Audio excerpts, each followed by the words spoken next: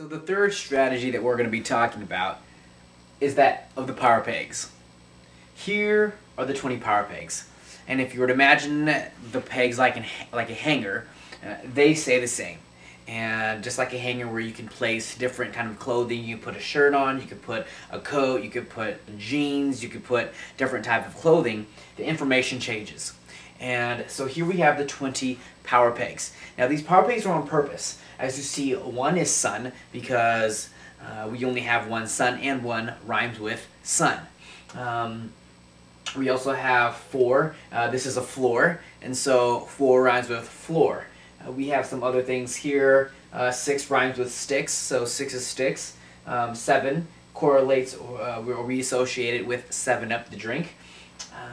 We also have 14. We have a heart, which is Valentine's Day.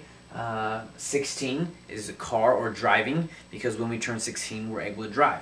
So here we have 20 power pegs. With these power pegs, we have motions. So for example, 1 is sun, just like a sun. 4, floor. So 4, we do this motion for floor, just like it's on the floor. 14 is hearts. So we just make a heart with our hands, and we say 14 hearts. Here we have 11. This is a goalpost, and the motion for that is this right here, and we say goal, because when we put our hands like this, it looks like a goalpost. So all of these 20 power pegs have motions for them. So the question is, how do we use these? How will the kids use this and apply this to learning? Well, here's the thing. If we were to take a subject like, let's just say the classification, the biological classification. And so we'll take the first one, kingdom. Let's just take the first 3. Kingdom, phylum, and the third one is class. Okay? We would associate kingdom with sun. So here's how it'll work. Think of a picture correlating kingdom with sun. So for me, I'm going to think of a sun. When I look at it, it's this lion. I'm going to say, because the lion is king of the kingdom. And so I think of this big old head of the sun becoming like Lion King's head, and suddenly like it's the head of a lion. And so what I'll do is I'll visualize that picture.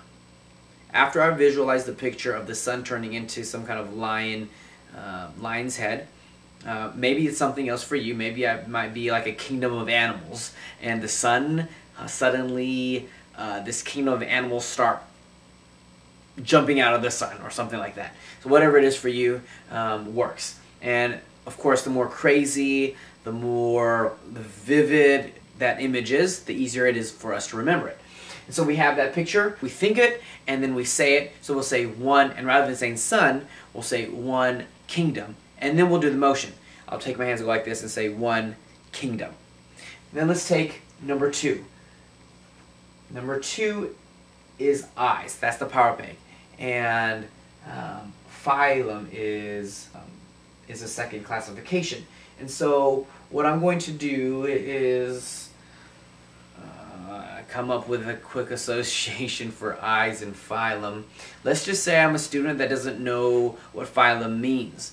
And so a word that sounds like phylum is like a person filing something in a cabinet. So I'm looking at someone's eyes, and I see someone filing like filing the animals into the cabinet. So they're like filing them. So I see this. So I see this person putting animals in the cabinet like he's filing them. And so yeah, again, I see it. I think of that picture in my mind, and then I start to do the motion. And the motion for 2 eyes is this right here. So I do the motion, and I say 2 phylum. And then we go to the third, which the third power peg is triangle. The motion is triangle. And the third classification is class. And so I'm going to associate class and triangle by maybe I'm visualizing a triangle classroom. So I come in, and rather than being a room, a regular rectangle or box room, I come into a triangular room. And so that's, for me, my association. So again, I think of that triangle class, and I start to do the motion, and I say 3 class. We would then do that for the rest of the 10 or 11 classifications, biological classifications. And that's where the students will be able to create their own associations and doing the motions, thinking of that image, saying it out loud, again using our 3 different learning modalities, and that's what it'll look like. And so this is the memorization technique called Power Banks. I hope you enjoyed this little segment. Can't wait to work with you and meet all of you who are watching this, and we'll see you soon. Thanks.